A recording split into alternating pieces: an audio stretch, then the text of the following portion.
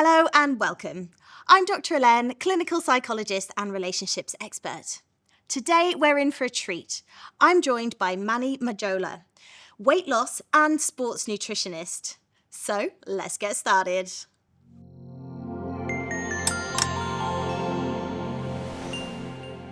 Great to be here, Helen. Hi, Thank you. thanks so much for coming. Phenomenal introduction. Yes. Well, I'm so excited that you're joining today because so many people that I work with, and even me myself, are really preoccupied by losing weight and looking good. So I really hope you're going to be able to share with us how to feel confident and have the dream body in a consistent way. So, I don't know if I can share with you how to feel confident. I feel like I do get hired by a lot of people because they assume that by working with me, naturally the confidence will come. But the confidence just comes through the work that they do. Yeah. So some people, they might hire a nutritionist like myself or someone else, and they almost believe that it's going to be like a magical pill. So there's a lot of work that has to be done. I'm just a guide. I'm the nerd directing the ship, but you're the one doing the paddling. Yeah. You're the one doing a lot of the work. So we can talk about that. I mean, I understand where you're coming from because how we look, how we feel, how we perceive that our minds operate is going to have a big effect on our confidence. So it's no wonder people are on the right track. If they're trying to improve themselves, the confidence will come naturally, but they don't Yeah. have to like chase that feeling and think too much of it like every day. Like, is my confidence a little bit higher today? Naturally, it's just going to come. Yeah. And I really resonate with the first thing you said about, sometimes people come to me to fix the problem, but actually it takes work. And yeah, I guess we're very much like the guide, but the hard work really comes with the client. Exactly. And I guess you also touched on this sense of like, I'll be happy when I look perfect, or I'll be happy and I'll be confident when my body's on point. But actually it's probably more about just showing up, being consistent, changing your identity. I'll be happy when I hit a certain number on the scale. Yes. That's a big problem. Me too. Yes. That's a huge problem. I Everyone, actually have that. you have that. Yes. So when I got married, I was 55 kilos and Yeah. I'm like a lot heavier now. And I just keep thinking, I'll be happy with my body when I'm back to my wedding weight. So that's a cliche. It's the wedding weight. It's the weight that I was when I was most active in university. It's just this weight. People really get married to a certain number on the scale, and I've worked with people where after a year or 2 years they look phenomenal. They don't have the brain fog anymore.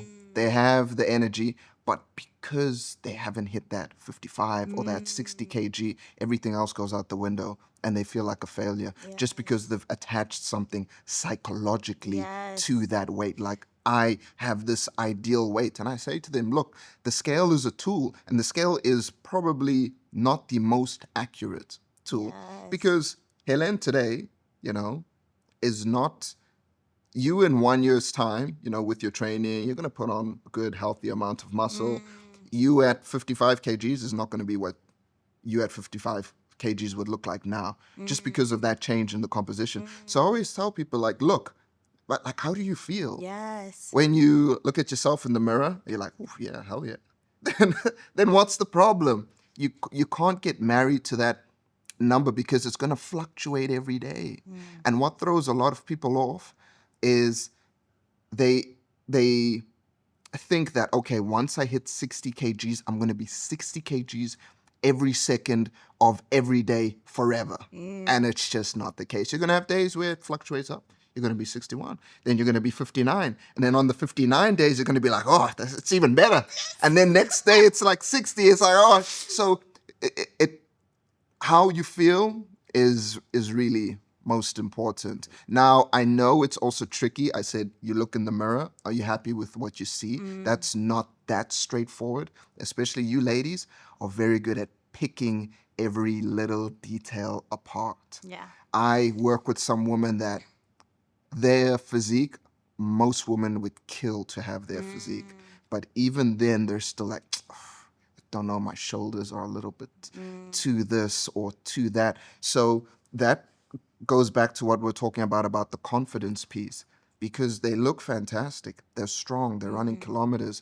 They're hitting all of these targets, but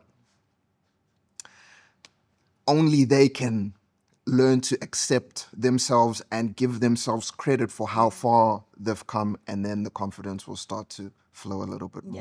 Yeah. I really resonate with that actually, because I used to be really active, and actually, although I was quite a lot lighter in the past, I probably had less confidence. But anyway, so then now, 10 kilos more, 2 kids on, I feel like, oh, I hate my body. I don't like it at all. And recently I went for a, body fat. Body composition Yeah. scan. No. Yeah.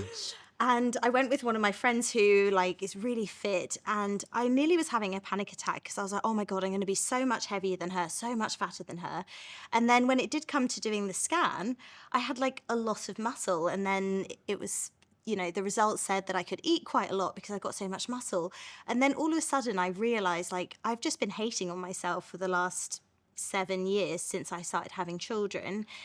And it was a real perspective shift. So I think we are always primed to be negative and to push ourselves down. And maybe we just need to relax and focus on where we can run or what parts of our body do Yeah, look good. exactly.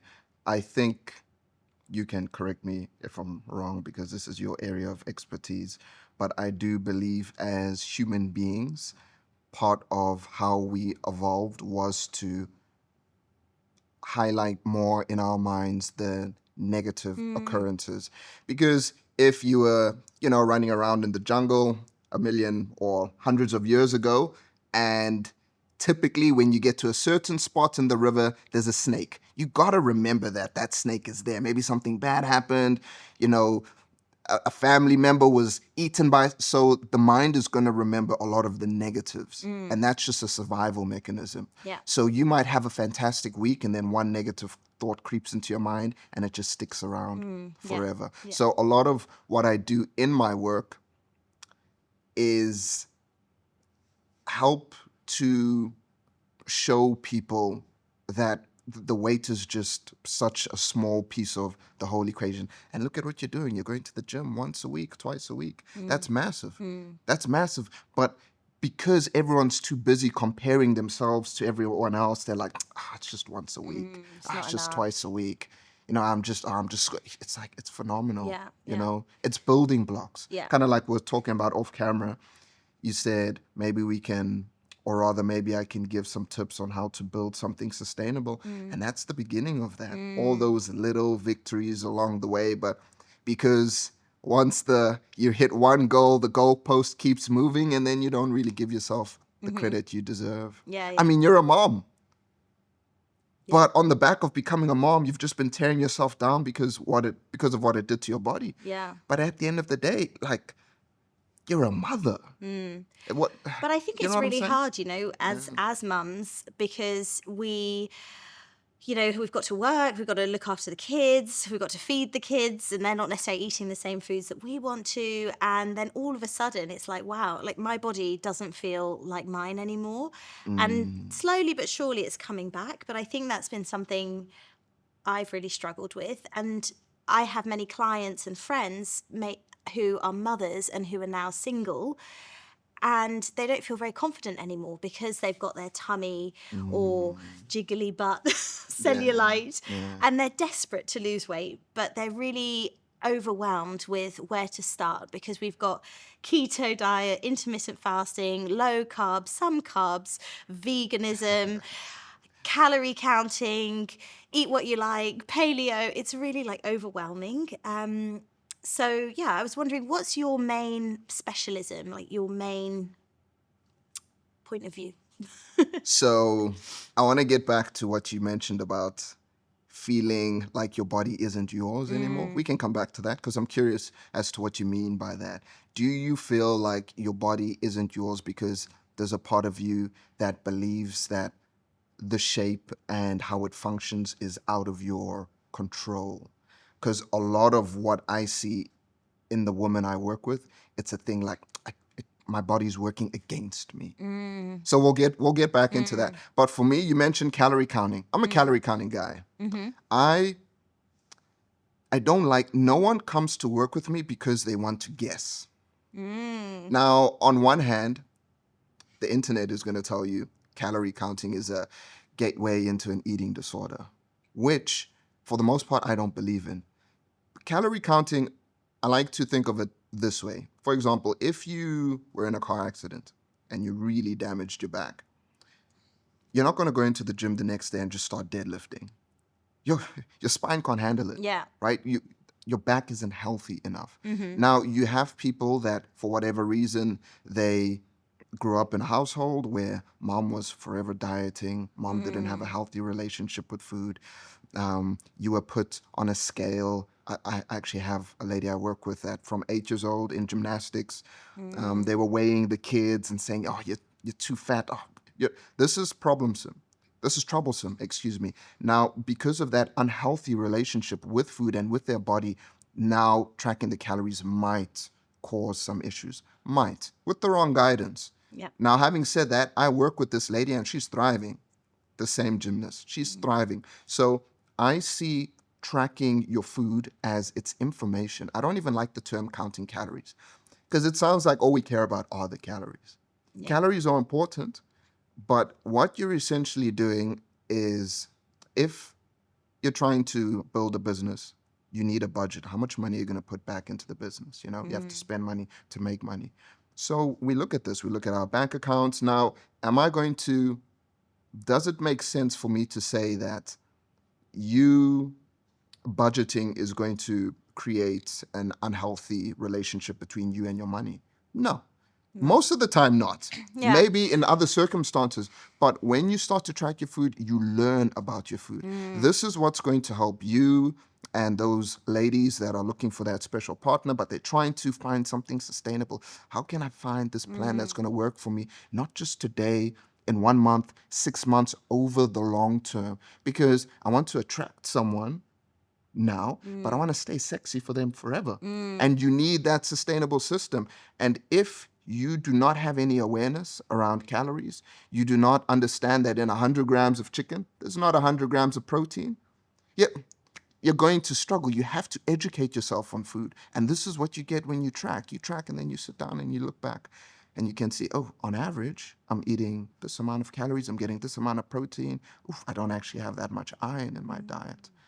And there's no way you can figure that out outside of blood work and tracking. Okay. Ain't no way. Of course, there are some nutrients like magnesium, for example, that if you just look in the blood, you might be a little bit misled because a lot of it is actually stored in the bone. Yep.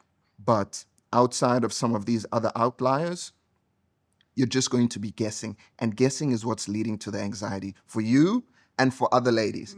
Say, for example, what's your favorite food? Crisps. You love crisps.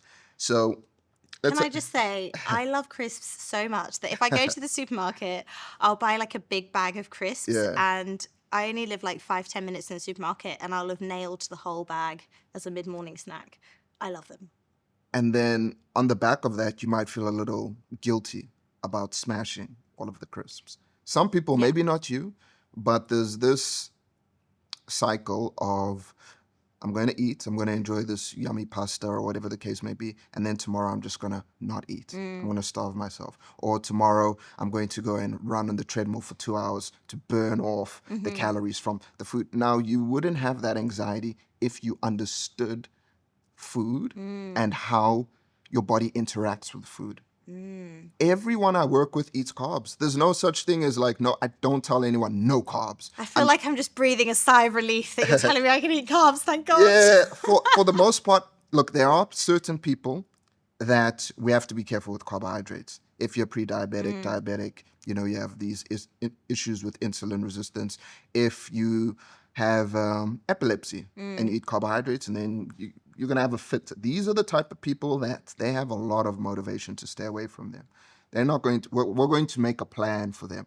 But for you, for myself, everyone I work with pretty much eats carbs. Everybody. Now, I do work with some people that have a lot of body fat. And initially we're like, okay, we need to be careful because we're looking at your blood work and your fasting blood sugar is too high. And you're not even eating that large amount of carbs. It's just your body isn't processing it very well because of the excess body fat that you have. Now, once we start to bring that down into a healthy range, crush the carbohydrates. Yes. It's not about the carbs. You don't have to demonize the bread or the pizza or the pasta. It's manage the calories, train, put on a good amount of muscle, sleep, have positive, healthy, meaningful social relationships.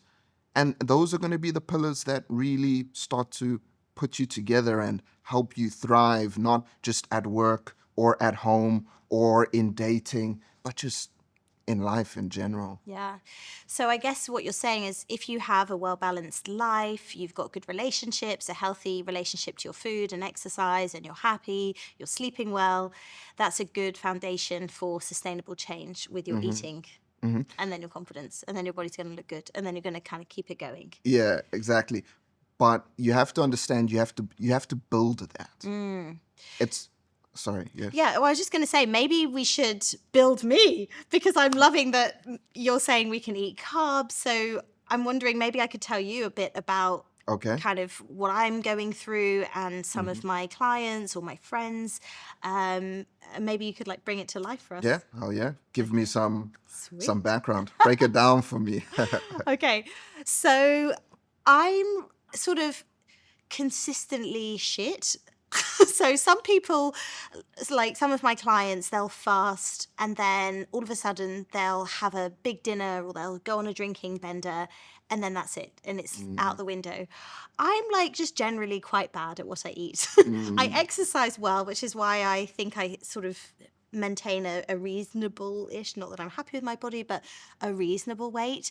But yeah, in terms of my eating, it's really bad. So I'll usually just have, say, 2 oat milk cappuccinos for breakfast. And then sometimes like a small sandwich or something from my favorite bakery, or sometimes a really big lunch. And then dinner time's also pretty terrible. I'm eating maybe like chicken fingers that I've like feeding my kids with some cucumber sticks. And then sometimes at night when I'm watching TV, that's when I'm blowing out. I'm eating a big bag of crisps. Biltong I've got into. Nice. We're gonna keep that. We're keeping the biltong. Everyone eat biltong. Okay, nice. Yeah, but the evenings can be a time where I really blow out because I think sometimes I'm in a bit of a calorie deficit earlier on in the day after training and everything. And then I don't have a nice meal prepared because it's just my kids' food. Yeah. So then I'm straight into some crisps and wine and other bad things. Okay. Thanks for sharing that. Now, I'm not going to tear you apart for sharing that information. Judgment free. So let me just, I understand that for people to come and ask me for help, that it takes a certain amount of vulnerability as well. So I always tell my clients, like, look, I'm going to have access to everything you're eating because you're tracking your food and I can see it, but I'm not judging you on it. Like we have Snickers in our fridge all the time. There is always a Snickers bar. Do you weigh it? Do you put it on the scale? Always. No, I don't weigh the Snickers bar. I don't weigh the Snickers bar. Hey, but I know how much it weighs. Yeah. So I don't have to weigh it anymore. So let me be frank about that. But so you mentioned at night you'll typically overdo it. And this is... It depends. It's not every night. Okay. It's just sometimes, Sometimes, yeah. you just feel like, oh, I want to watch a movie and I feel sorry for myself. And then those are the nights. But on a good night, sometimes I'll just go to bed early. So that's good.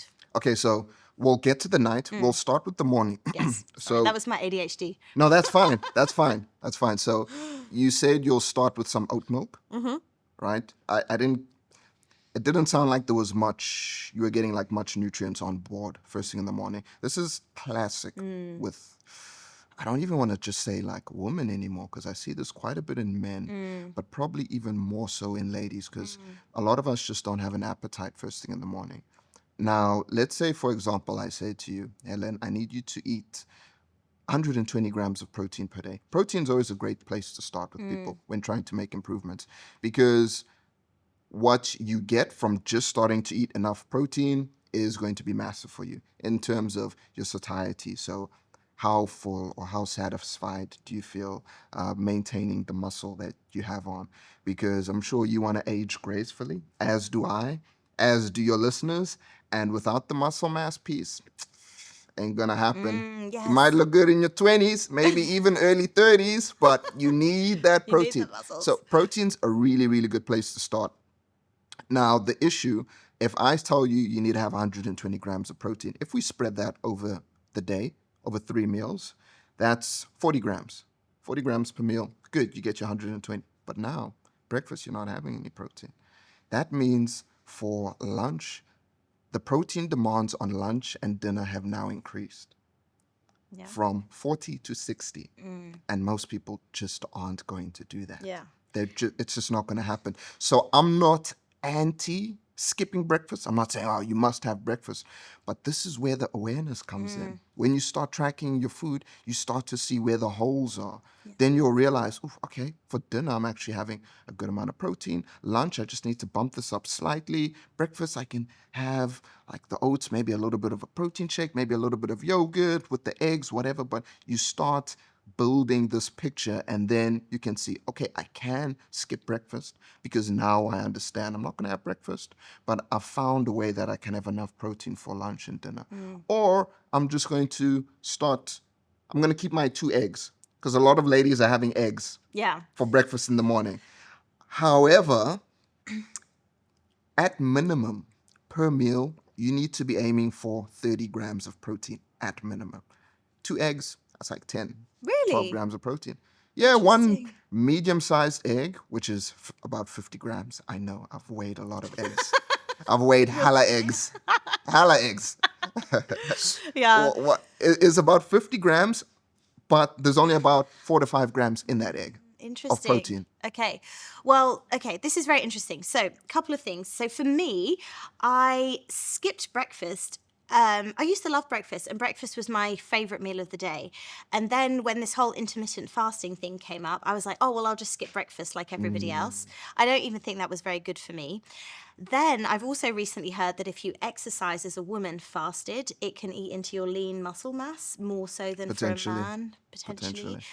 And then with me, I also don't like eggs, so I just didn't really know what to eat for breakfast. And it feels, I guess as a woman, it feels strange, like drinking a big protein shake and just going to yoga, or I don't know, cutting into a steak or something first thing in the morning. Doesn't feel quite feminine. I don't know, it just, yeah, it doesn't feel right. So I haven't known what to eat. So then I've just been having these coffees. And then I know with oat milk, I think it's been spiking my blood sugar first thing in the morning. So I think it's been terrible, but I just haven't known what else to do. So if you don't like eggs, don't eat them. Well, I can't, I vomit. Yeah, don't. Yeah, if you are that averse to them, there's certain foods we just gotta eat. Like I don't like vegetables. Oh. Like it's my job to make people eat vegetables. I don't like vegetables. Oh my God. Never liked vegetables. I love that you're a nutritionist who doesn't like I vegetables. don't like vegetables, you know. Is there any vegetable you actually like? Asparagus? I don't like vegetables. Okay, so you just force yourself. I eat like the a kid. vegetables, you know. Paolo will be like, yeah, the vegetables on your plate. Yeah, don't go back to the kitchen until this plate is done. I'm like, guys, eat these vegetables. I love you. Thank you for the vegetables, you know. So sometimes we just got to do what we got to do. But now if you're going to be throwing up, okay, don't eat the eggs. But you can also put a combination of things together. Maybe like some yogurt with some like chicken or some... if you are of the plant-based variety, it can be a little bit of tofu. There are options out there for you. It can be a little bit of fish, whatever, or the protein shake. The thing with protein shakes, my default when it comes to getting enough protein, I'm always going to say whole foods. Yeah. Get whole foods. Now, that doesn't mean protein shakes are bad, are all bad. Some people are going to attack me in the comment section for saying this. They're like, oh no, protein shakes is just... Look, you can have organic food that isn't going to be great for your health in the long term because of pesticides or whatever I'll say put into... Or heavy metals in fish. Or whatever. So on both sides of the equation, even with protein powder, you have some that the brand is just trash. So with protein, with supplements, anything you're going to add, find a quality brand that has been third-party tested, meaning what is on the label is in the actual product, and stick with those brands. Don't have like a million different brands, because then you're going to run into issues. Find a good brand. We've been making protein powders for a long time. You can get very good protein powders. If you are lactose intolerant, there are those that they've taken out the lactose. If you are plant-based, there are those. But it's better to get most of your protein from food sources, because if it's just protein shakes, you're missing out on all of the other nutrients that you get from food, Yeah, yeah. right? If it's just protein. So you can have the protein in the morning, even if you're just going to yoga. People tend to think that protein is just for workout days. Post-workout, I have my protein shake. No, your body needs protein every day. It's always working on maintaining the structure within your joints, your muscle tissue, all of these things. So protein's essential, like, Yeah. every day. So I'm actually excited about this because I love to eat and I feel hungry quite a lot, and I think it's probably because I'm not eating the right foods. So this is interesting to me. Spot But- on. Okay, good. You're going to change that. I'm going to come back in a month. I'm going to be my 55 kilos. I'm joking.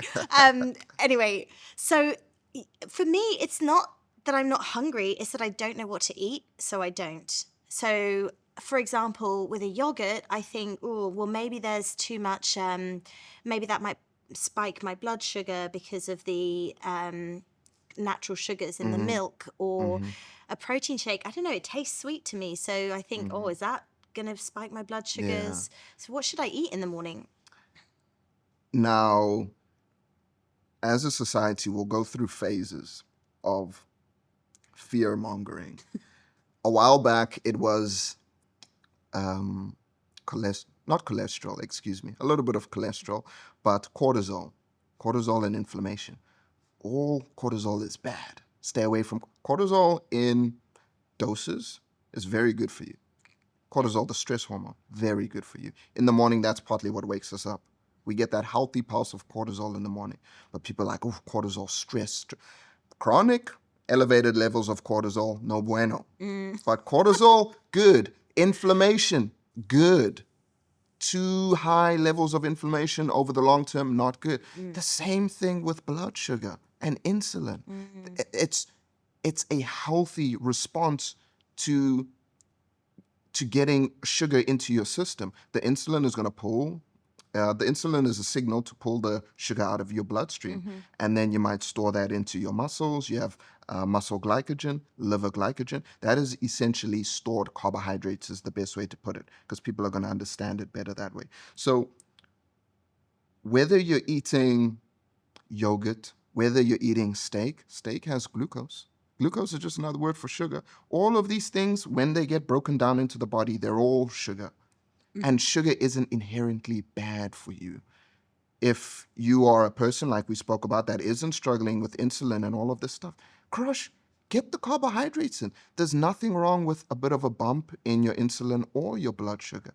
Now, the issue is when you spike it dramatically. Yeah. Maybe you're just downing like a sugary beverage. That's where things can get a little bit more Yeah, tricky. like if you wake up and had a Coca-Cola first thing in the morning, that would be a no-go. But Yeah. maybe a yogurt that's got some protein in it so you don't spike too much. That's is fine, because when you are consuming sugar along with other nutrients like fat, which you have in yogurt, or protein, which you have in yogurt, protein and fat slow down the digestion.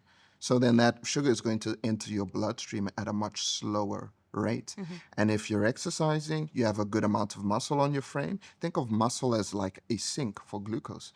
You're good. Yeah. You don't have to stress and be worried about every little thing that has sugar. When you exercise, the primary fuel source that your body is using is from sugar. It's your muscle glycogen. And if you decide to go on a zero carbohydrate diet,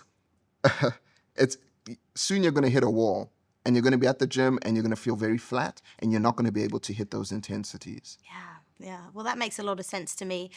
I guess one thing I found as a woman is, A, some of the research that's been done has predominantly been done on men, for example, with fasting. True. And B, you're talking about this amount of protein we need throughout the day.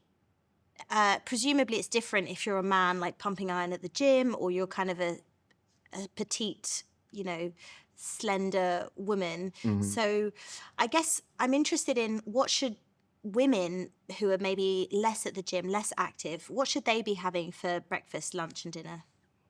So I can't tell them what to eat. I don't know. Oh, okay. I don't know. A lot of times people come to me, they want the answer. They're like, Yes! Manny, write me a meal plan now. That I won't stick to. Right now. I'm like, look, I can put together a PDF for Mm. you and send it over to you. You might use that for a day, 2 days, maybe a month. Yeah, It's because it'd be not it's boring. not sustainable. Mm. It's not sustainable. So I don't know what those ladies should be eating. I know they should be getting a good amount, at least 1 gram of fat per kg of body weight, right? Where you get that fat, like avocados, extra virgin olive oil, nuts. There are healthy sources of fat, So, right? so if that woman is 60 kilos, she needs around 60 grams of fat in the day. Bare minimum. Bare minimum. Bare minimum. So for men and women, once we start, yeah, I know, right? I love this. You're a nutritionist that doesn't like vegetables and is telling me I can eat carbs, fat, and have a steak for breakfast. Yeah, the problem is we've also demonized fat. Fat isn't a sexy macronutrient. Protein is, because protein, gains, carbohydrates, tasty, pastries and all of that candy. Fat, everyone's just like, oh, you eat too much fat, your cholesterol's going to rise. Now, funny enough, if you look at anorexics, people that don't consume nearly enough calories to maintain a healthy body weight, they have skyrocketing levels of cholesterol. What happens when you don't give your body enough of it? Your liver will produce cholesterol and it will overshoot the mark. So this is partly why everyone tends to think that low-fat products are the healthier option. Now, there is some truth to that because fat, out of all the macronutrients, has more calories per gram. But that just means you have to be mindful of how much you're eating because the toxicity is going to come from an overconsumption of calories. Then you're going to start putting on weight. But your body needs the fat for things like testosterone, for things like estrogen, for transporting certain nutrients in the body. We have fat-soluble vitamins A, D, E, and K, that without enough dietary fat, we're going to run into some issues. So we need fat in our system. Yeah, interesting.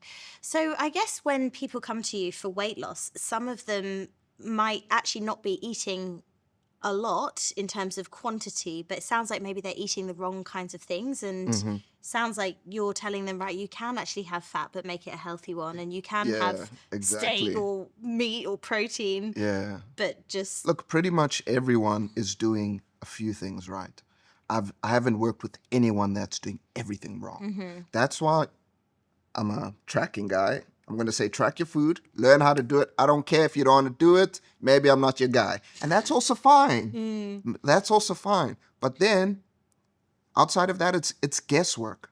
People come to me because they don't want to guess. I don't want to guess. I'm a nerd. I like the data and the numbers. I want to crunch this. And if things are going well, I want to be able to look back and see, okay, last week we made this tweak and this is why it's working. Stick to that.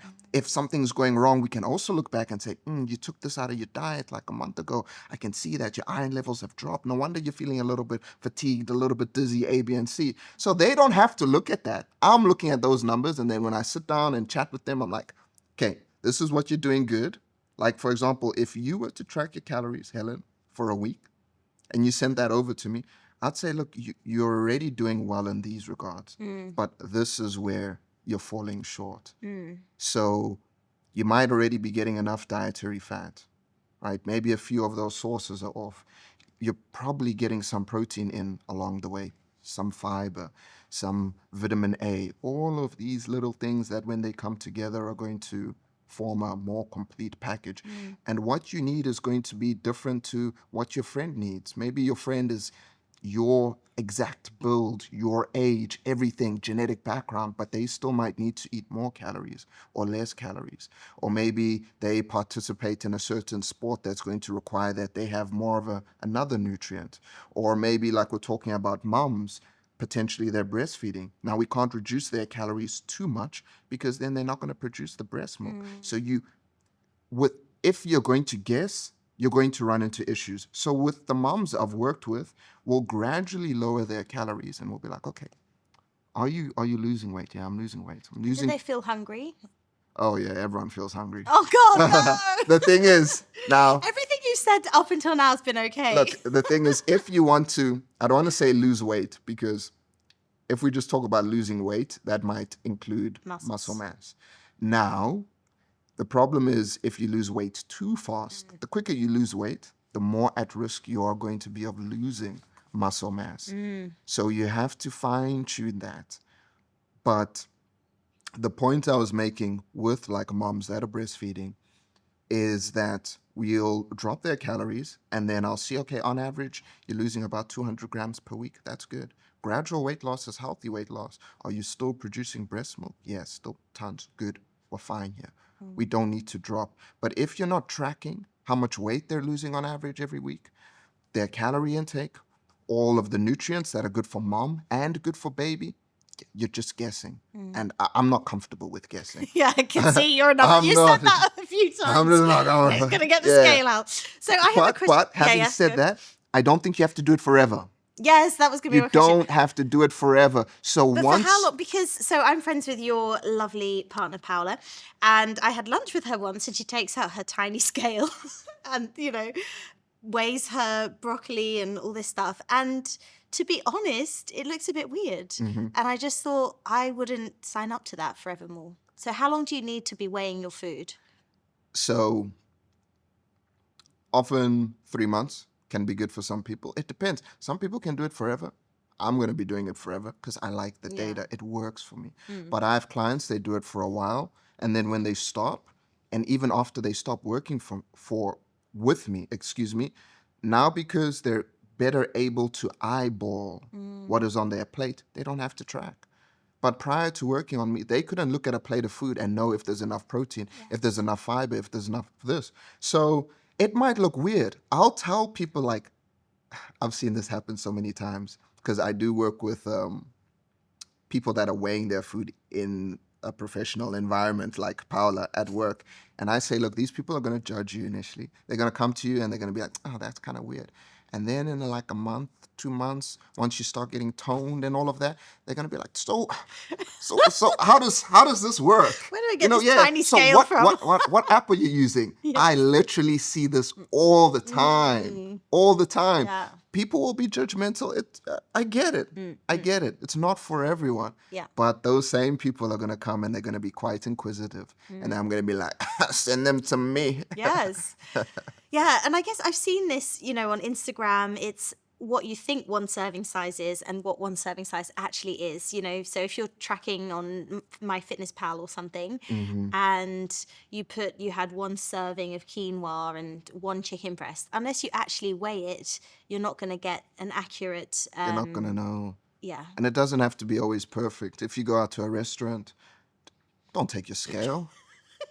Chill. Get your steak and put it on the scale. Yeah, don't take... Having said that, I've been that guy. That doesn't surprise me. I've been that guy because I wanted to make like funny content for my clients. Yeah. They're like, oh, Manny asked me. I'm like, look, I'm going to go. I'll do it today for you guys. Nice. I went, and this was during a meeting, mind you. So I wanted to show them that it's cool. And the people that I was with, we were all just cracking up about it. So the waiter came, brought me my food.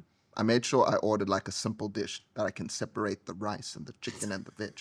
Simple dish. So the waiter, he came and he brought me my rice, chicken and vegetables. And I was like, may I please have an extra plate, but like with nothing on it? Just bring the plate. The waiter was like, okay, weird request, brother, but I'll bring you the plate. He brought me the plate. I put the plate on the scale and I moved the chicken over, weighed the chicken, weighed the rice, and it's fine. Yeah, my business or the people that I was meeting with in relation to work, they didn't really look at me any different. Yeah. They're just like, this nerd is a bit strange, but this is kind of funny. And that's that. No one really cares about what you're doing. No. That's the issue. When it comes to like the gym as well, a lot of ladies have this intimidation to move away from the treadmill. Like, oof, what am I doing in the weight section? I'm lifting these baby weights. Everyone's going to be looking at me. I'm weak. I'm out of place. I'm taking up too much space. Yes. No one cares. No, that's true. I do think though it is intimidating. So I hate the treadmill. I can't run to save my life, but I love weights. It makes me Nice. feel strong and powerful. So luckily, I'm glad we've moved over to like strength training Yeah. rather than cardio. But it's intimidating. So, there's this Muay Thai gym that we live close to, and it's just 200 like juicy, ripped men. And I would absolutely no way go over to the weight section because I think they'd be judging my form and I'd be doing it wrong and I'd just be putting piddly weights on. So how do you like encourage people, especially women, to go and try new strength training or new So things? it's okay to do it wrong. Is it? Yeah, it's okay. Just do it wrong with lightweight. So you don't injure Yeah, yourself. do it wrong with lightweight, Yes. but we've all been there. Every year, I'm from South Africa. I go home every December and I go to the same gym every December. And I have this narrative in my head when I walk into the gym like, oh, everyone knows I'm this new guy. I don't train here. No one cares. No one has ever walked up to me and been like, yo, new guy, oh, you don't know where the machines are, bro? You don't know where the chair is? No one No one cares. cares, yeah. So what I've done with a lot of ladies is I'll say, okay, we'll start at home. What do you have? You have a yoga mat? You have some dumbbells? You have some bands? Let's start at home. And then they start training, and then like you, they fall in love with just the exercise and how they feel. They say, okay, Manny, I'm gonna go to the gym. I'm gonna give it a shot. And I say, look, I'm gonna start you on a program that's very manageable. This session, I don't even care if you build an ounce of muscle from it. I don't care about that. You're not going in there to sweat or to come out exhausted. You're just going in to just start to get a feel for the environment. Just go train and realize that you can and it's fine. Yeah. And that there are others like you. And that if you ask the super jacked guy to your right, like, how do I, he's just going to be like, oh, yeah, just like this. Most people at the gym are going to be very helpful I as agree. well. So it's building. Everything is building. Your nutrition, you have to build it and allow room for error. Yes. Kind of like you're saying, you have these friends that they might decide they're going to fast or they want to start a new program. Then maybe they fall off and then they just Give up. screw it on everything. And they just lose all the progress. That happens a lot. I think a good piece of advice for people is most of us will overestimate what we can achieve in 2 weeks. Yes. And underestimate what we can achieve in a year. Yes, absolutely. And I remember what I wanted to say now. So I think so many people that I meet, they want to be fit. They want to be confident in their body so that they can like start dating or feel confident naked and this kind of thing. But they haven't shifted their identity, their vision of themselves. So they're just longing for it. They're like, oh, I wish I could look different. But you have to just start somewhere. And progress, I guess, always feels really hard at the beginning. Like the first time you start weighing your food, it's going to feel awkward. The first time you try a new vegetable, it's not going to be that nice. It's never going to be nice. And the first time you hit the gym, it's going to be hard and you're going to be a bit flabby and it's not going to feel great. But if you stick with it and you commit to that new identity of being somebody who feels good and feels healthy and sexy, then eventually I guess it all takes feeds into itself as well. And that goes back to allowing the room for error. Yeah. So it's good to give yourself credit for these little wins that you have along the way, but don't just set a plan for like a month. Like, okay, I'm going to hit the gym 5 times a week for 1 month. Because if you mess up for 2 weeks, that's 50% of your plan gone. And that's going to demotivate you. And you're going to be like, I'm a failure. What's the point? But if you understand that what you're trying to build is something sustainable over the long term, think about 6 months or 1 year. What's 2 weeks in 1 year? So the most consistent people have weeks where they don't train as well. They have weeks where instead of 5 sessions, it's 1. But And they that's just scheduled? keep on going back. Sorry? Is that scheduled, those weeks where they don't do anything? Or For some, yes. So for my clients, I will, depending on how hard they train. I have some ladies that are absolute savages. They train more than me. I train pretty much every day. I'm thinking of one client, she trains twice a day.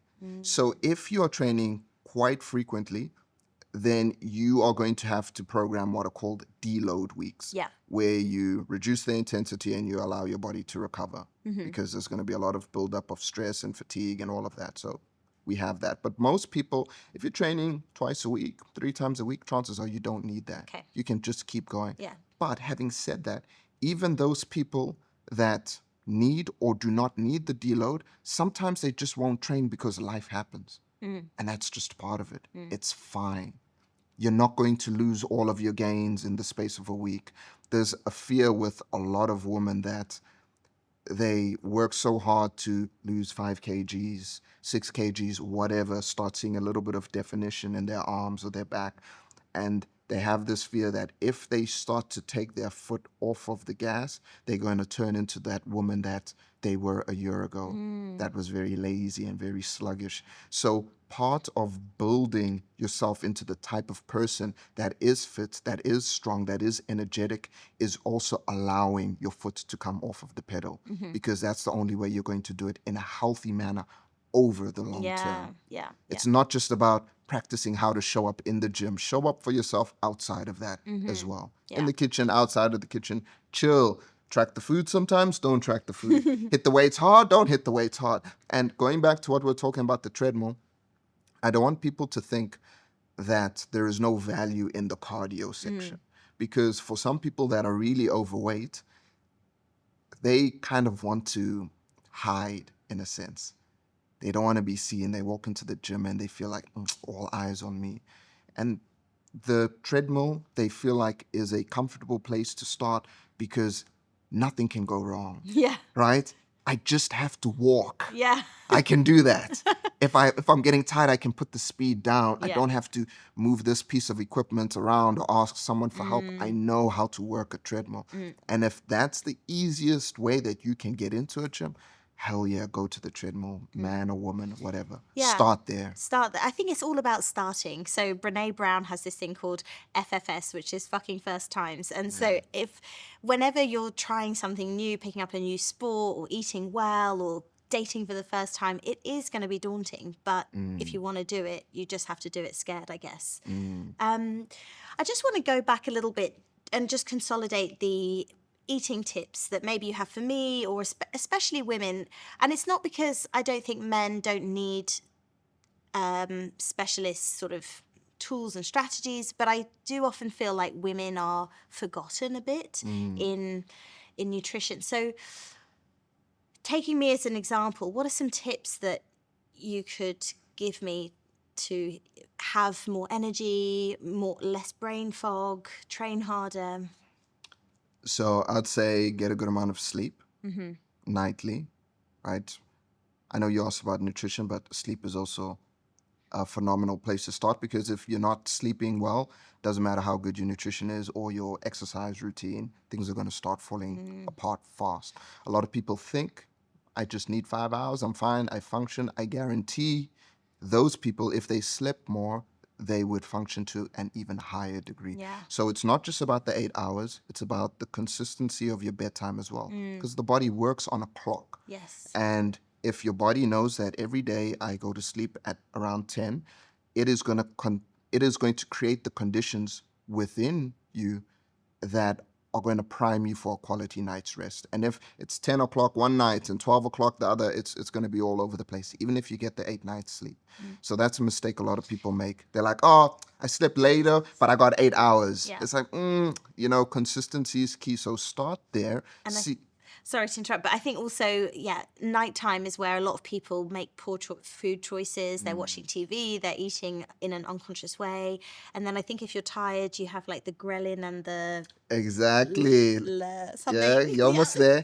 You're almost there. Ghrelin and something. Leptin. Leptin. Oh, I was going to say it too. Yeah. The ghrelin and leptin, so they're making you actually feel more hungry, right? And less full when you do eat. Exactly. And the more sleep deprived you are, the more dysregulated those satiety hormones are. So a lot of people will be able to relate with a feeling of having like a bottomless stomach on nights when they don't sleep well. But that's because these satiety hormones, ghrelin and leptin, are out of whack. Yeah.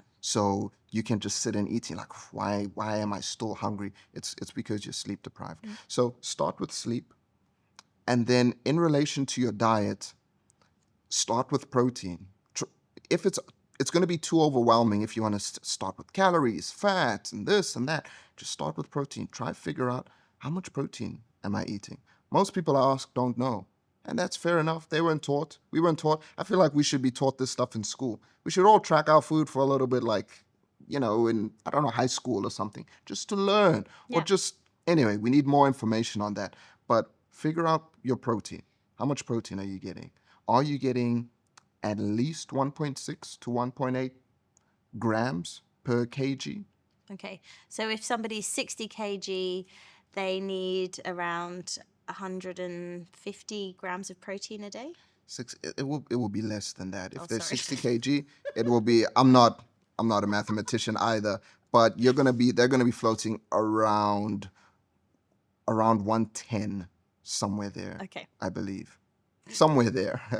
Got my None of us are bad mathematicians, maths. but they have the calculators. They can do that. That's why we have calculators. Okay. But around 1.6 to 1.8 grams of protein per kg of roughly lean body mass. So your weight minus your body fat. Yeah. Right? And there are calculators that you can use online that are going to give you rough estimates. And that's fine, because that's a good starting point. It doesn't have to be perfect. Yeah. So start with protein.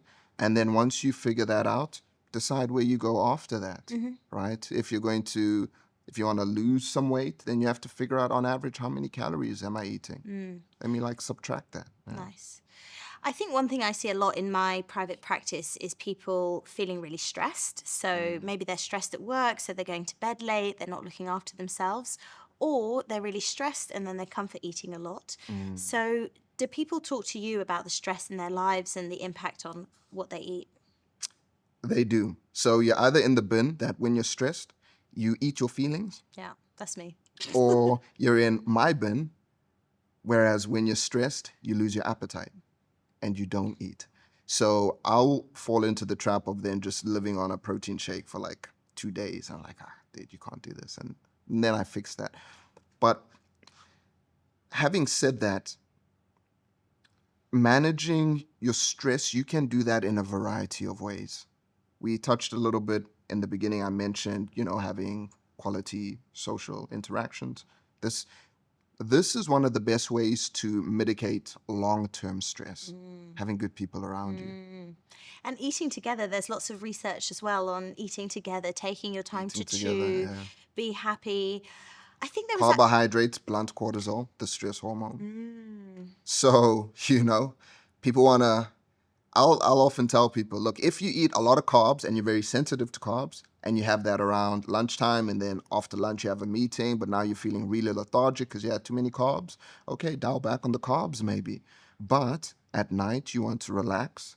Having a good amount of carbs is going to facilitate that, and you're going to feel quite relaxed, and it's going to help you fall asleep. And you're going to sleep better, then you're going to wake up more refreshed, then you're going to need less caffeine, and on and on and on, and then the stress levels slowly start to come down. So I'll say to those people that are trying to manage their stress or their diet or their exercise, start in one place and see what you can do with that over the week.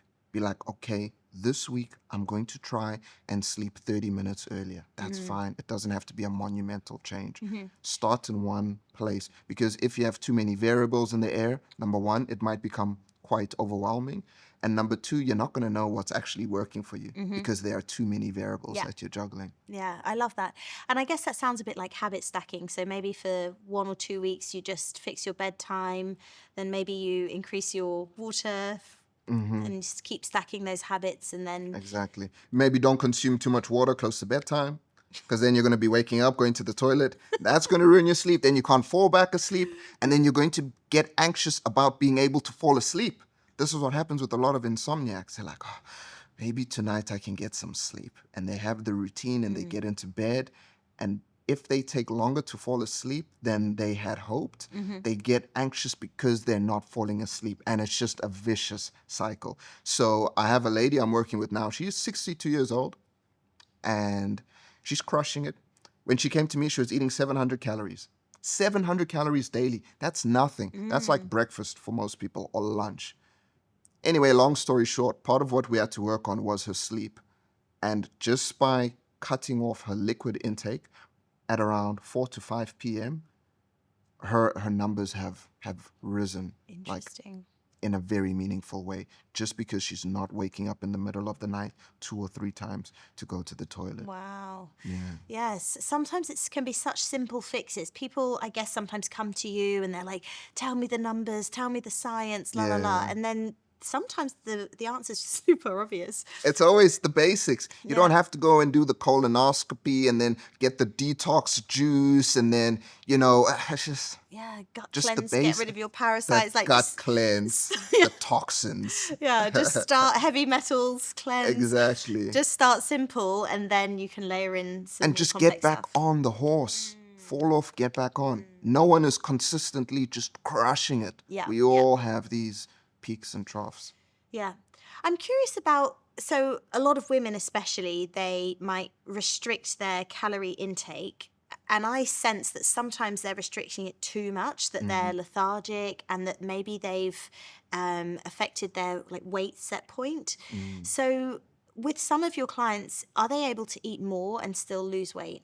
So the lady I just spoke about now, 62 years old, wife, mother, 2 kids. Kids are old, in university now. When she came to me, she wanted to lose weight, and she was very apprehensive to start because she had failed at so many things, and she had this massive fear of failure. But it's also because she spent a lot of time online, and she tried all the diets, all the tribes. I call them tribes because everyone's trying to get you to that tribe, the low calorie tribe or the low carb tribe, whatever tribe. Anyway, so I said, okay, in the beginning, we're not going to change anything, but I need to get an idea of what you're eating and how your body's responding to it. And then we learned she's eating about 700 calories a day. Now, there are going to be a few things that set the tone for your metabolism. Calorie intake, things like sleep, muscle mass, activity levels, other things as well, but these are the heavy hitters. Now, if you're a person that's eating 2,000 calories, your metabolism is going to adjust to that. Of course, it's not just going to keep on adapting. You can't eat 5,000 calories a day and expect your metabolism to just adapt. So if you're eating 2,000 calories, your metabolism will adapt. But a lot of women, like you mentioned, for a very long time have been eating about 700, 800 calories a day. And your metabolism is going to slow down to adapt to that. So they come to me and they're like, I'm hardly eating anything, but I can't lose the weight. It's like, yeah, because your metabolism has adapted to that low calorie intake that you're consuming. So with this lady, what we did, she was at 700 calories. You have to be careful with this. This is why you can't guess, right? We had to get her eating a healthy amount of calories before she could even consider entering a calorie deficit and losing weight. Because for a person that's eating 700 calories, to get into a deficit, you have to be eating what, 100, 150 calories a day? That's a protein shake. And you're done. Yeah. So we weren't going that way. So I sat with her. I said, look, our first 4 months, I'm just going to be getting you to eat more. And it takes time because depending on the person, that metabolic adaptation might take several weeks or several months. So from 700 calories, I'm like, I need you to eat 900. Do that for me for a little while. And did she put on weight? Nope. Really interesting. Nope. Because I know you're talking about a 62-year-old, but I work with so many, younger women who...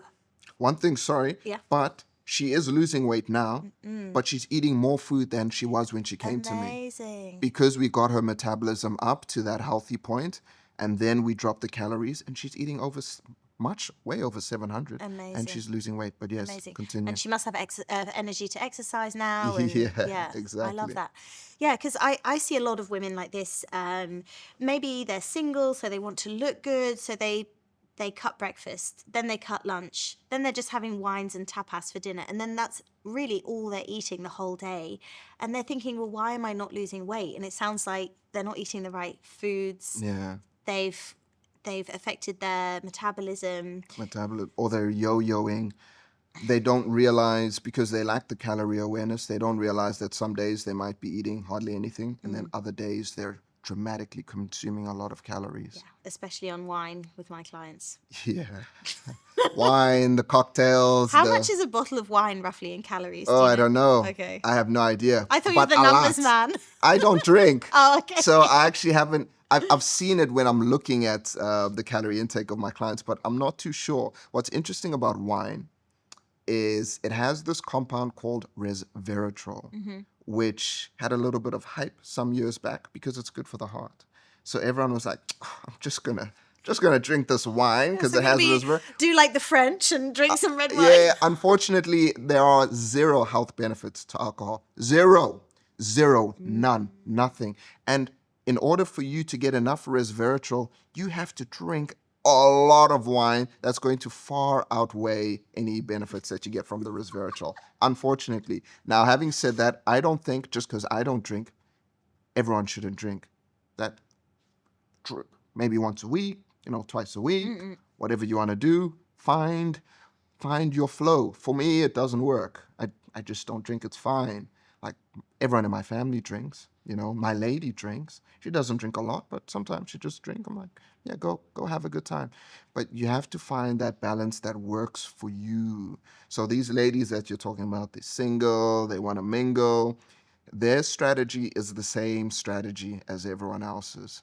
Like, what works for you? What does your body need? What do you respond best to? When you eat this meal, do you feel energized? Right? Are you able to still feel productive during the day? Are you able to sleep well? If you eat a heavy meal before bed, do you struggle and have night sweats? Because that's very common. Body temperature drops later in the day because it's more conducive for things like sleep. But if you eat a big meal, your body's going to be working to digest that. Body temperature is going to rise and you might not sleep as well. Yeah. So you have to try all of Experiment. these. Yeah, but start slow. I know we've spoken about a lot already, but out of everything they've heard, if they heard one little thing that they feel like, I think I can do that today, then do that thing. Yeah. Do that thing Yeah. and then Start slowly with that. build on it. Exactly. Yeah. Stack the habits. Okay, I love that. So I'm going to ask a question that I meant to ask at the beginning. Yeah. But how did you get into nutrition? Where did it all start for you? So shout out to my mom. Shout out to moms. Moms is awesome. She needs to listen to me more though, because I'm trying to get her to eat more protein. But anyway, so my fascination for nutrition and the human body started when I was about 13. My mom used to go to the gym 5 a.m. before work every day. And she'd invite me and I'd be like, Mom, which kid is going to wake up and go to the gym at 5 a.m.? Anyway, for some reason, I went. I think it was because there was some dude in my class that had these guns and the girls were giving him attention. I wanted the attention. Were you muscular at that time? Oh, hell no. I thought in my mind, I thought I was. I've always backed myself, as delusional as I was back then. I was always like, bro, fantastic, jacked, shredded. I'll show you photos. No, it wasn't the case. But, I compared my guns to his and I had no guns. So I was like, maybe I should go to the gym with mom. So because of that opportunity from her, I started going to the gym and then I was talking to coaches and all of that. And they're like, yeah, man, you got to start eating some protein. So I was like, Mom, can we go to the supplement store?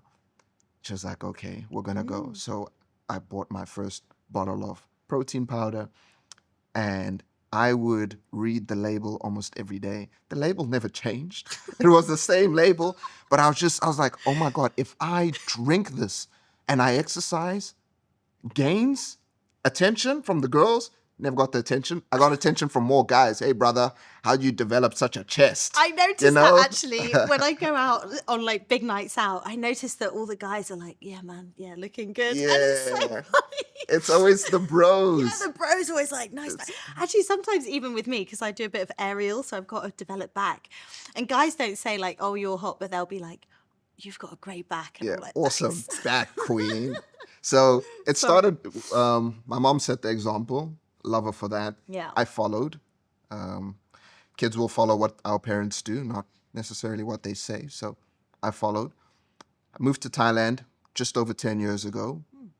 I was a full-time jiu-jitsu competitor. Really? And I realized that for my performance to improve, I needed to figure out what's going on with nutrition. I had to up my game. So I studied sports nutrition for some time, got into that. Initially, it was just for myself. I started helping professional athletes that were competing to better perform in whatever sport they were doing.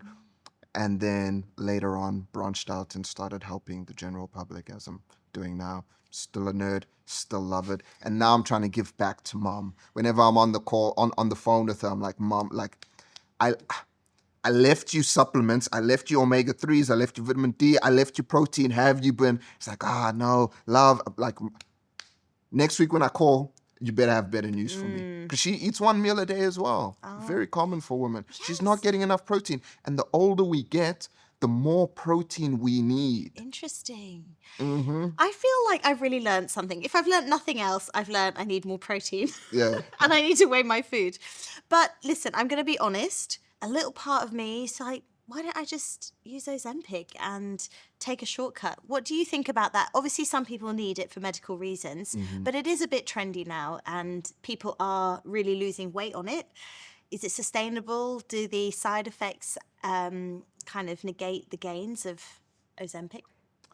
So I do nutrition consulting at a clinic in the south of the island. So because of that setting, I will speak to a lot of women that have tried that as well, because they come into the clinic and they're trying to find the shortcut. And then they're like, they have a nutritionist. Maybe I just go to the nutritionist and ask him about this. And the last woman I spoke to has been on and off Ozempic for 3.5 years. Okay. Ozempic is just like crash dieting. Crash dieting is dramatically reducing the amount of calories you're consuming. Ozempic is the same thing. It reduces your appetite. You get fuller faster. It slows down digestion and does a bunch of other things. But you'll feel like you don't have the same amount of room for the food that you normally eat. Yeah. That's what Ozempic's going to do. But as soon as you come off, because you haven't learned about your body and the relationship your body has to food, the weight's going to come back on. And the dangerous part about crash dieting and Ozempic is you're going to get onto this drug. It's going to work. You're going to reduce your appetite, and you might lose quite a lot of weight quite quick. Let's say you lose 10 kgs. The issue is that 5 of that is going to be fat, something like that. The other 5 is going to be muscle. Lean muscle. This is the cycle that happens when people do any of these quick fix diets, even if it's reducing a large amount of carbohydrates. You lose weight quite fast. You lose 5 kgs fat, 5 kgs of muscle. You get off the diet or you get off the Ozempic, you put the 10 kgs back on without the muscle. So, And the cycle continues and continues. so I definitely am aware of that. I'm curious though, could people just eat more protein, like as much protein as they can pack in, and exercise and Look, I'm not anti-Ozempic. If you're doing all the things, exercise, protein, sleep, maybe? yeah, maybe. I think it can be very helpful for some people, especially if they have, I don't know, a ridiculous amount of body fat on them, and the Ozempic has helped them really get that down. It might have saved their life, but it has to be accompanied with the protein, with the exercise, and the sleep. The sleep is a big portion. There's a study where they looked at people, they were all in the same amount of a calorie deficit. One group was getting about 4 to 5 hours of sleep. The other group was getting 7+. They all pretty much lost the same amount of weight, but the group that was getting the 4 hours of sleep, they lost about 50% of their weight from muscle. Wow. Yeah. So I'm not going to say don't do the Ozempic, but if you're going to do that without the proper guidance or the proper knowledge, because you've never had the proper guidance, you're going to be on Ozempic forever. And it's going to be a brutal cycle where you lose muscle, you lose fat, and then you just put fat back on. And then 5 years down the line, where's the muscle? I must say, I have seen that in one of my clients. She really wanted to lose weight for her wedding, so she went on Ozempic and she lost 10 kg. So she went from 65 to 55 kg. She came off it and now she's 67, 68 kg. And I think she's also lost that definition. Some of that muscle she had before, I think, went. Probably. She did it by herself. Yeah. Probably. And the thing is, online you'll hear a lot of talk about how to increase your metabolism. Drink lemon water first thing in the morning. But the real boost you're going to get is from your muscle Yeah. mass. Yeah. That's why when people go through these cycles and they lose the muscle mass, now it's easier for them to put weight back on, because while we're just sitting here, our muscle is burning calories. Yeah. Just at rest, muscle burns more calories. So you put on more muscle, naturally you're going to burn more calories. Now, you're not going to be burning 1,000 more calories per day. I don't want people to be like, oh, get on the steroids and just, now I'm a calorie burning machine. No, but we're thinking of the long term here, and all of these little things on the medium to the long term makes a massive, massive difference. Yeah.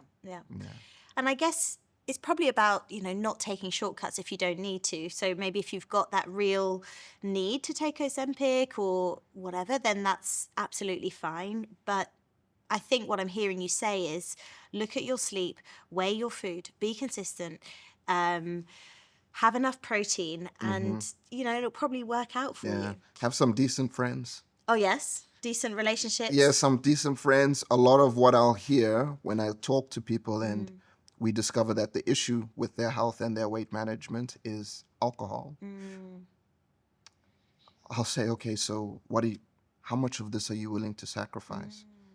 And they'll say something, but like socially, I don't know how I'm going to manage it. Yeah. I go out and the friends are like, oh, you're not going to drink? Oh, and they start, and it's hard. And then I just say, well, maybe those aren't the type of people you need around yourself. You're trying to actively improve yourself, and your friends are just pulling you down. Maybe because your strategic move to drink less alcohol shines a dim light on what they're doing. And deep down, a lot of people don't want to be drinking as much as they are. So when they see people that are just, they've just got their glass of water, they talk down on them, because really it says more about the person that's drinking than the person that's not. Absolutely. 100% agree with you. I think, though, sometimes when we put ourselves in an environment, if you take yourself to a bar, the temptation is going to be really high to drink and to interact with your friends in that way. And something I've been working on with my clients is, where else can you meet your friends? Now there's a lot of these kind of onsen places, ice bath, recovery places. You could go there. You can go for a walk with your friends. You could go to like a healthy restaurant. There's many things that we can do that don't have to be around food and especially alcohol. Yeah. Very true. And they have to discover that for themselves. There are run clubs now. We've been talking about dating and single people. That's like the healthy club, right? It's not going to the club like the nightclub, but there's the run clubs. Exactly, yeah. And there's even like running festivals as well, where they get big DJs in and it's a bit more wholesome. And that's definitely something that I am trying to build now, is sort of, retreats and festivals where people can meet in a bit more of a conscious way. They don't need to be wasted and out of their mind or eating terrible food, but a really wholesome environment where, you can connect. So I'm going to flip the roles here, and I'm going to ask you some questions Ask me. about that, because I'm quite fascinated about the dating world. I'm not dating. I have my lady, but I always enjoy having these conversations. We'll have these discussions, me and my buddies do. And I was talking just yesterday with a friend, and I asked him, what do you think is a good way for people to screen the person that they're dating to get past all of the nonsense? Because on the first date, the second date, the third date, we're all going to put our best foot forward. And some people might just tell the other person what they want to hear. So what do you think for those people out there that have been going on dates and, the guy or the girl just, their actions haven't been matching the things that they say? What do you think are some questions that they might be able to ask on dates to really start to get to the bottom of things? Okay. I love that question. So I'll give you a bit of a multi-part answer. So I think, firstly, let's say you've got a dating profile. Maybe it's about being really honest about yourself, on that profile first so that you can weed out some people who, for example, if you're looking for a committed relationship and you make that explicit, you're going to weed out those casual love affairs. If you don't drink, for example, but you think, oh, people might think I'm weird if I write that. No, write it, because, you know, otherwise you're going to go on a date with someone who wants to socialize through Yeah, drinking. exactly. So it starts with you. Then I think I wouldn't put too much emphasis on what people say and say about themselves, because the most honest way you're going to find out, does this person have red flags? Are they for me? Is through their behaviors. So, you know, if they say like, oh, I'm a real family person and I love kids and stuff like that, you need to be seeing, okay, do their behaviors line up with that? Then I think there's a few like modern dating traps that we need to look out for. And actually, I've been making a lot of videos about this. So there's so many, but things like roaching, you know, where people line up lots of possible people that they're Candidates. seeing. Yeah, candidates, Okay. you know, Okay. they're dating multiple people at the same time. That's something I think is happening more and more. I think also, you know, this whole like ghosting phenomenon where you could have like quite a number of dates and then just out of the blue, boom, somebody's gone. And I think just being aware that that can happen, and maybe even preempting the possibility of that, like, so asking your date, have you ever ghosted someone? Like, what do you think about it? If you stop liking me, how might you deal with it? So getting on the front foot. And yeah, I guess the main thing that I would say is just to feel somebody's vibe. So if you are looking for a partner and you want to feel special, safe, supported, does that person make you feel that way? Or are they just love bombing you and promising the world, but you don't feel any substance? Do you think the roaching and all of the ghosting is because dating now is like going shopping, Yes. where people have just so many Too options? much choice. Yeah, absolutely. And they don't value the connections, especially with, you know, with the dating apps. They can be great, but I think people either don't spend enough time getting to know somebody. How much time is enough time? Oh yeah, well, that's Because subjective. the sticky part, I believe, with that is, with time spent, emotion grows. So potentially you start dating this person, you decide you're going to give it a shot. Maybe 3 months down the line, you start seeing a misalignment with their words and their actions. But now it's 3 months of those emotions. And this is, I think, where it becomes very difficult for people, because now they're starting to feel something for this person, and they start wearing those goggles, rose-colored goggles, where the red flags are no longer red flags, kind of just push those to the side. And they're thinking maybe this person will change somewhere down the line. So how would you advise someone against, or how would you advise someone in a manner that might help them not fall into that trap? Well, this happens all the time. So I think the best thing is to remember your worth. So people accept inconsistency, they tolerate red flags, they chase somebody who's avoidantly attached because they feel as though maybe if they don't, then they won't find somebody else or whatever.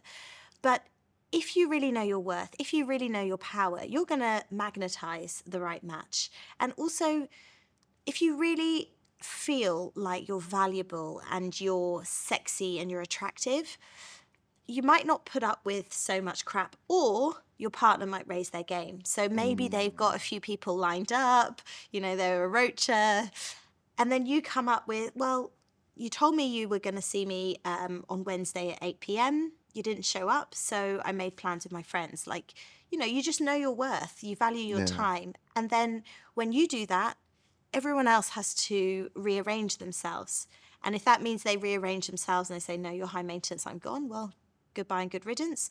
Or are they going to raise their game and give you that commitment that you deserve, or that, at least that adoration that you deserve, if not commitment? Paula and I had a little bit of that in the beginning. Not that she was roaching, but I like Oh, dish to be the dirt. punctual. Okay.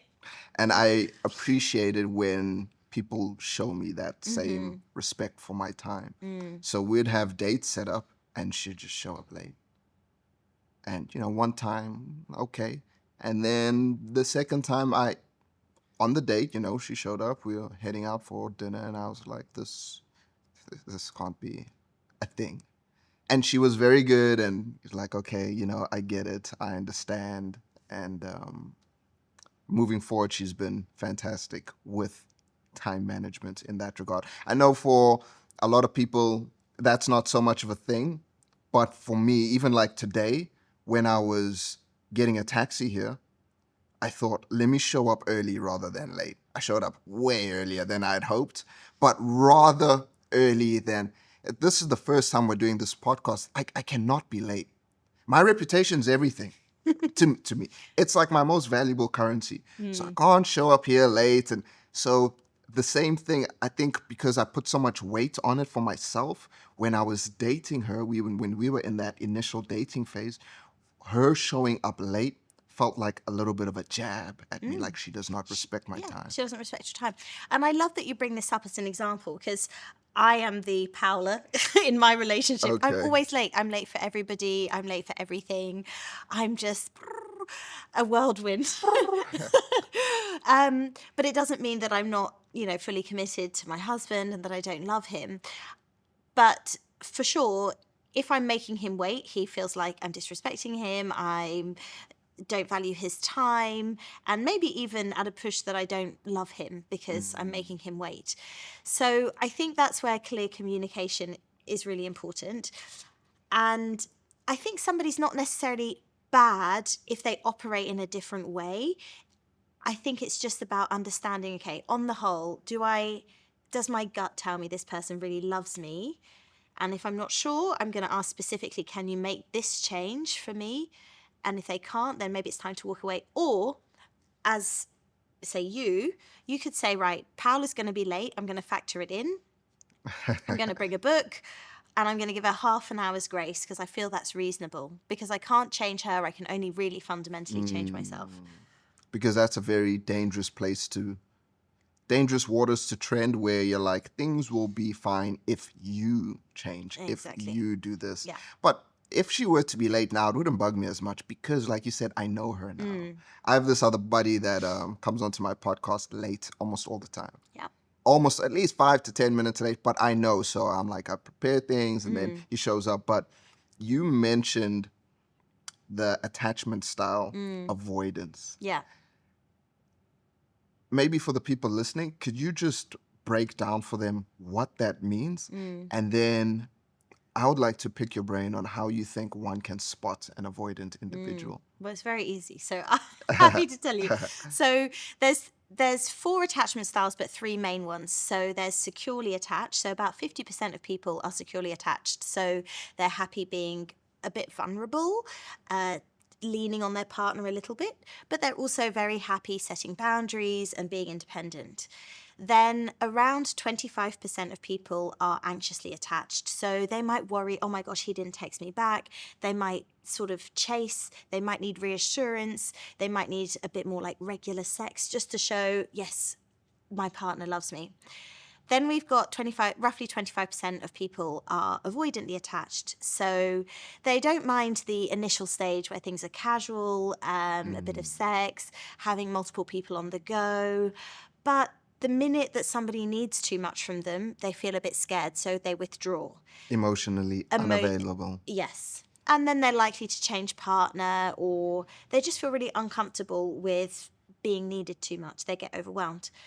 The problem is anxious and avoidant, they attract like magnets. So, 50% of people are in an anxious avoidant trap. So the avoidant person tries to withdraw and the anxious person tries to close the gap. And the more that happens, the more you get this kind of chasing effect. And just to mention, the 4th type is disorganized. So it's a combination of anxious and avoidant, but it's less common. So how to spot someone who's avoidant?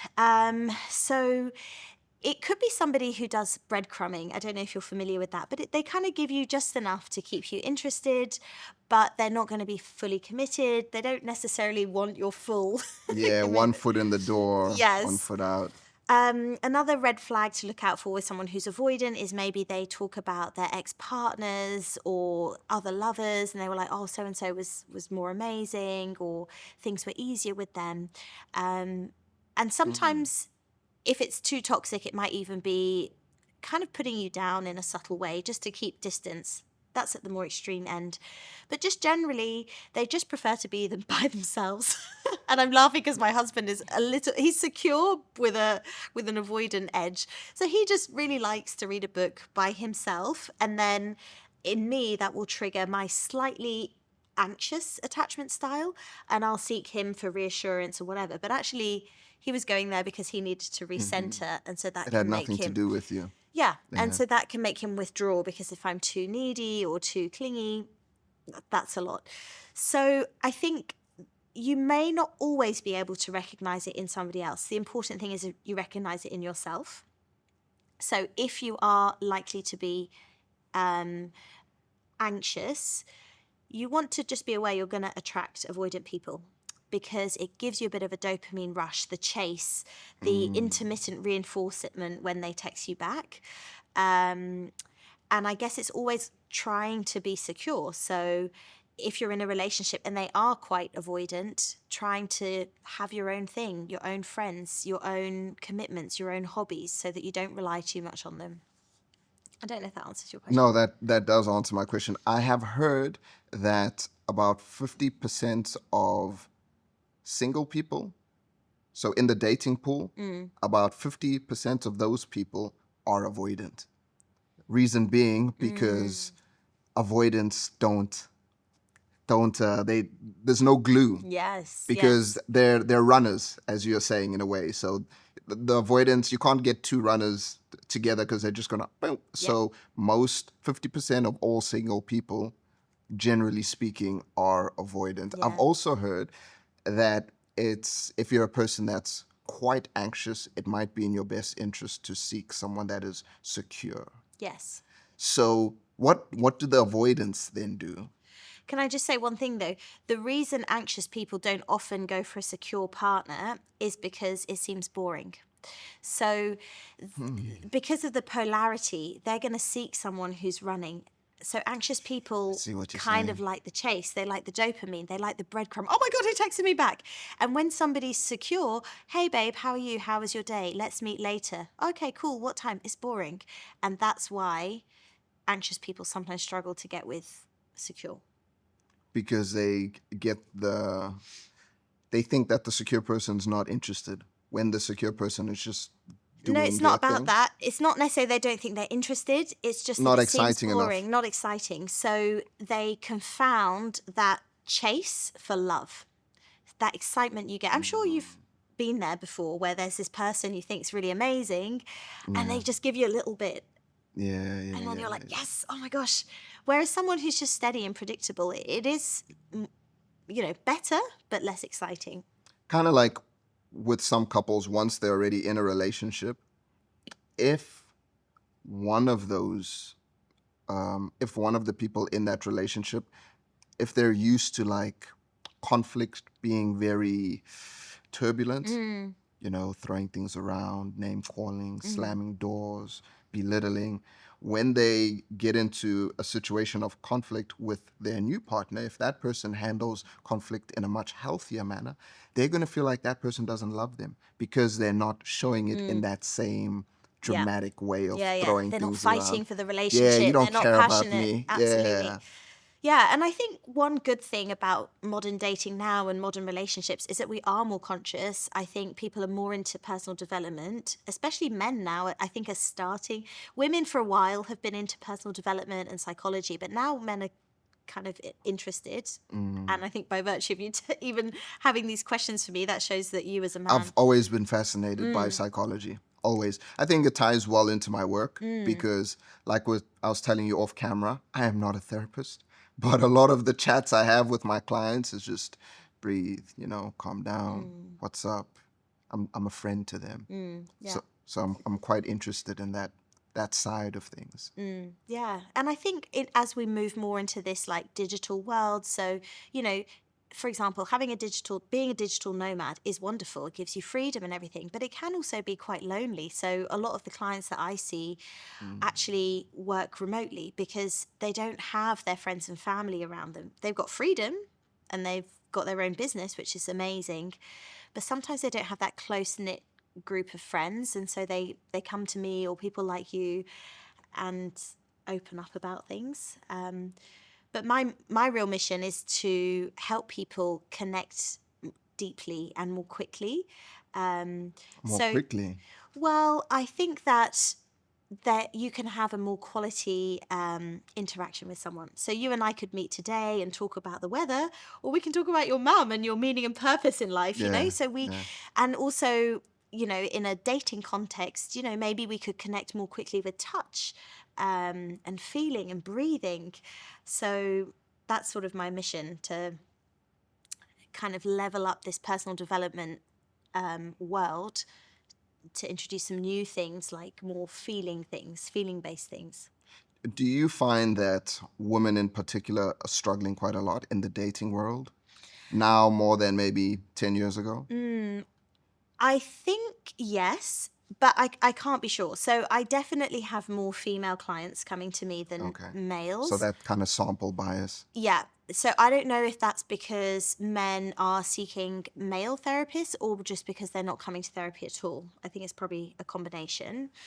I think women have challenges because they have a biological clock and a lot of them want to have babies and they're like, oh, maybe I should freeze my eggs, but what if I put my focus rather on Yeah. dating? Then the other thing is, I think women are pushed into their masculine more than ever. So their masculine energy. Interesting. So maybe not so much in Thailand, but you know, in big cities, women have high powered jobs. So they don't have time to be in their feminine, to be in nature, to receive. They're go getting. And A, that's off putting for men. And B, that's not necessarily a woman's natural essence, their natural kind of I power of agree with attraction. you. I often speak about that with Paula and with my female friends as well, especially the ones that are business owners and that are grinding. It's not what they want. For some reason, I think it's better suited for the male temperament. I am happy to work all week. Like I love it. I love the hustle, the grind. But what would you say then? What does it mean for a woman to be in her feminine? What does that look like? Well, that's a great question. I think I don't have the perfect answer yet. So I'm open to hearing, you know, Yeah. how everyone interprets that. So I think firstly, it's about being in receivership. So, for example, if you have a goal, if you're in your male or your masculine energy, it's about doing and grinding and hustling and having laser focus. If you're in your feminine to achieve that goal, it might be about surrendering to new opportunities, seeing who comes into your life, seeing what new idea pops into your head, and just trusting a little bit. But ways that you can enhance your feminine energy might be through dance and movement, through being in nature. I think a lot of women, especially single women, they really shut down that kind of sexual force. I think in a way that maybe men don't. They just shut it down. They're like, I'm not dating, I'm not interested in sex at all. And so, how can you, for a woman to be in her feminine energy, she also needs to wake that fire up a little bit. And that can be through kind of pelvic floor pumping and bringing the energy in. So, Why do you think they shut that down? Do you think it's related to trauma in some women? I think it can be. Um, but I would say maybe on the whole, it starts to be like limiting beliefs, like I'm not going to find someone, I'm too fat, I hate my Mm, body. So they shut it down. Sometimes it's through small t trauma, so heartbreak. That will never happen to me again. That heartbreak, I'm never going to be vulnerable. I think there's also the modern pace of life, you know, so being on a screen working, they just shut it down because their focus is elsewhere. So there's lots of reasons. Okay. Would you say that you're in your feminine currently? That's a good question. I think I try to be. I think it feels to me like a dance. So sometimes I feel that I am making a commitment to be more present, to be open to opportunities. But then I'll feel like what I'm trying to accomplish with my business is slipping. So then I'll slip into my masculine energy. So it's still something I'm trying to work out. But what I am trying to do is schedule, right, healthy eating, going to bed early, and just try and have these as like foundations in my week. And just in my case, I'm very quick to judge myself. So I'm trying to be a bit compassionate. You know, I'm trying this, I'm experimenting, as you say. It doesn't need to be this way or I'm failing. I'm Yeah. just, yeah. Room for error. Yeah. Yeah. Room for error for sure. Yes. Do you have that nightly routine? Because you mentioned sleep. I think what's powerful is I'll often ask people, what does your last hour of your day look like? And what does your first hour Yes. of your day look like? Because your behavior in the morning will impact the quality of your sleep at night as well. Yes. Right? Getting a good amount of sunlight into your eyes within the first hour is going to help with your circadian rhythm, give you that healthy pulse of cortisol. Body temperature is going to start to rise, and your brain's going to know, or rather your nervous system is going to be like, okay, in about 11, 12 hours, I need to start shutting down and put this person to sleep. And then at night, I don't think people need a crazy, super extravagant routine, right? You don't have to do all the things like a little bit of yoga and red light therapy and, some concoction with lemon water. It doesn't have to be. Not to say that some yoga isn't good for you or some red light therapy can't be used, but it has to be something that when you think of it, you're like, can I do this forever? And if you can, cool. Because your nervous system will learn to anticipate certain cues, right? Kind of like if you go to the gym every day at 10 a.m. Yeah. Your body knows around 10 a.m. this person's going to stress me out. So I need to be a little bit more sharp, a little bit more focused to get through that stressful event. So on days when you don't train and you're trying to do some focused work, you can actually put it around 10 o'clock because you're going to have that bump in focus even though you're not training.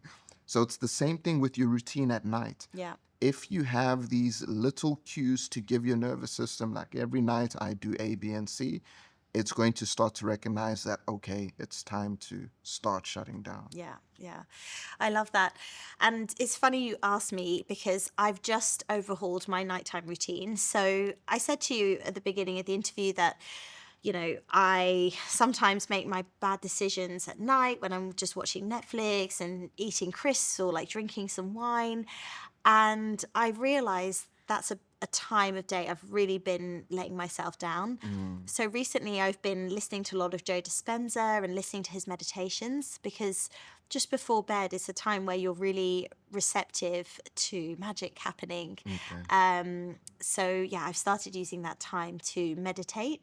I think for a lot of people, meditation's recommended in the morning, but I've really consistently struggled to put that into my routine.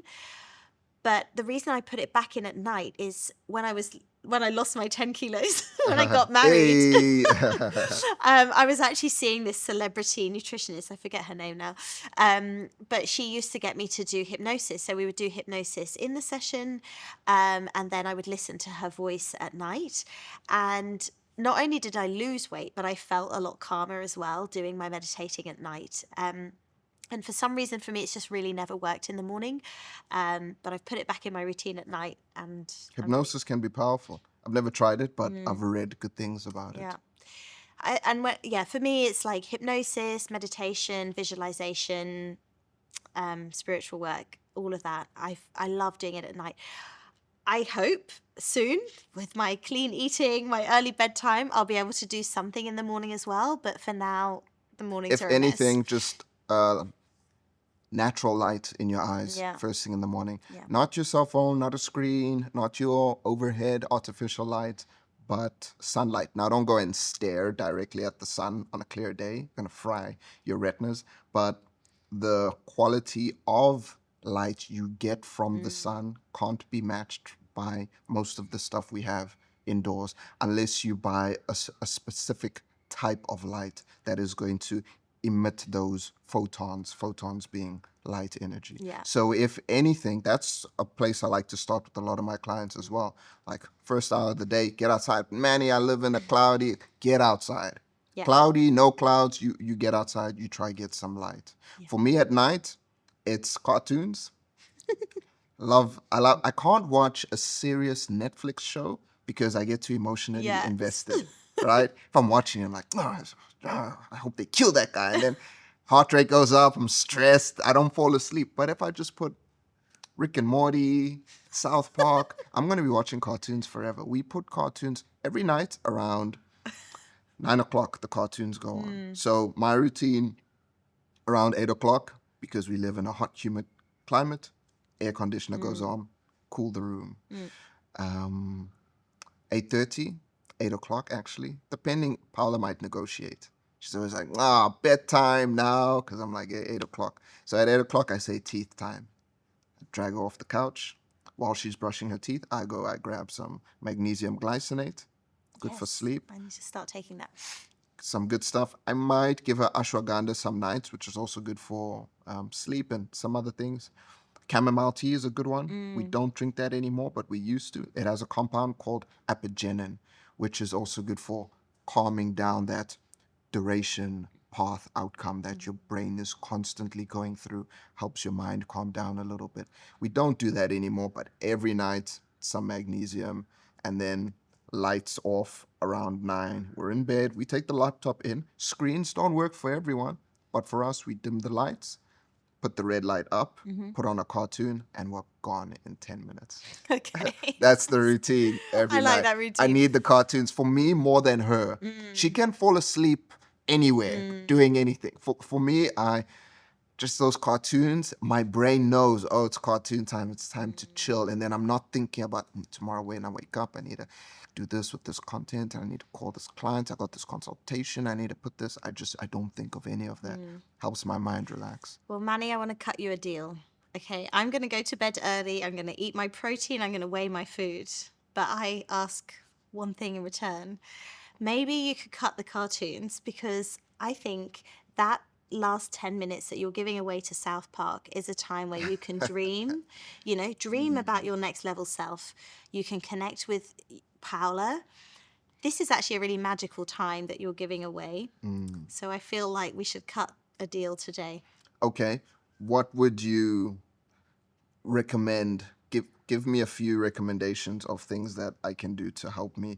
To be honest, just being in bed with her and a little bit of cuddling will actually help me relax. That also helps me relax. So maybe I could even just do that without the cartoons and I'd be able to calm down. But if you are going to stick to that, what did you say you're going to do? Go to sleep earlier, eat protein, and weigh my food. Okay, now, how many nights per week do I have to do this initially? It can't be every night. We have to negotiate. I don't know, maybe 5? 5 to start? Well, you said it's only 10 minutes. Yeah, it's a good 10 minutes. You can see I'm emotionally attached to my cartoons. Okay, it's your choice what you want to do. But I'm just saying, what about you could give each other a tantric massage? You could listen to something. You could do a short breathwork exercise. You could do a little bit of journaling at that time.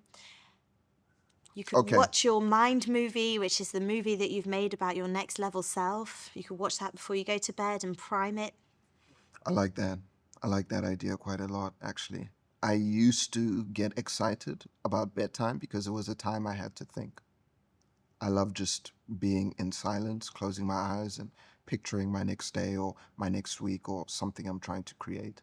Yeah. Okay, look. Shake on it. Okay, so terms and conditions. I'm going to do this. I'm going to start. Today is what? What day is it? Tuesday. It's Tuesday. 4 days a week. Okay. 4 days from today. Okay. I'll stick to that. At least it's the majority of the week. Okay. That gives me three nights of cartoons. Nice. Okay, good. And I'm going to weigh my protein Okay. for 5 days in the week. I can't ask you to do more than 4 because I'm going on 4. But Okay. if you're going for 5, I will shake on that. Let's try and do 5. Not try, because I'm gonna do. I'm all talk. Okay, no, I think I can do this. I need to just dig out my small scale. Have you got a Yeah. small one? Okay, well, let's do it. Okay, let's Shake. do this. All right, amazing. Awesome. Well, thank you so much. This has been really fun. I feel like, God, I've learned a lot. So, yeah, thank you for coming on. Is there any Thank you for final thing having you me. want to say? Allow room for error. That's all. Experiment. Build the perfect version of yourself one step at a time. Long-term vision, not 2 weeks, not fast for a little bit of time or smash gym just this month. Long-term vision. You are more capable than what you think you are if you just set your sights on a target that is further than this month or the next month. Yes, I love that. I love that. Oh, I feel so inspired.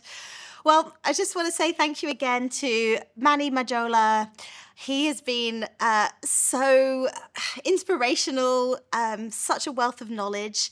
If you've liked what you've seen today, please remember to like and subscribe, share with your friends. If you would like to be on my podcast, send me a message, and I look forward to meeting you soon. Drop any questions in the comments below, and one of us will get back to you. Have a wonderful day and take care.